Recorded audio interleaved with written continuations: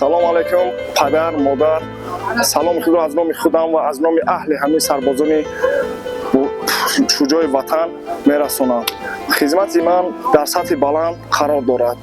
тӯли 1 соли 11 моҳ мешавад ки ман хизматро дар қисми ҳарбии 0438 дар вилояти мухтори Кӯҳистони Бадахшон карда истодаам ва 15 рӯз дигармон монда. Модарҷон, шумо зиқ нашавед, ҳама вақт хизмати мо 100%.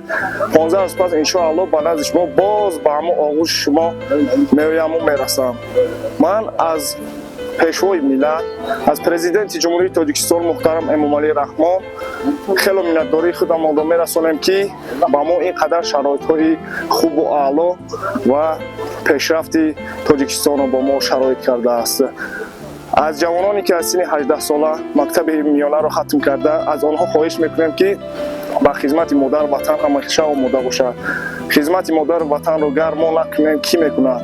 агар ки мо накунем, падару модарони мо, хоҳару ёру рафиқони мо шаби дароз хоби хуб намебинанд.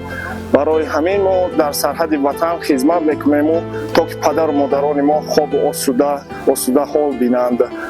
мо сарбозори бонанг бономӯз ҳамеша ватанро ҳимоя мекунему ба ватан содиқона мемонем. ин марз ки марзи шарафи имон аст, марзи ватани ман асту марзи ҷон аст.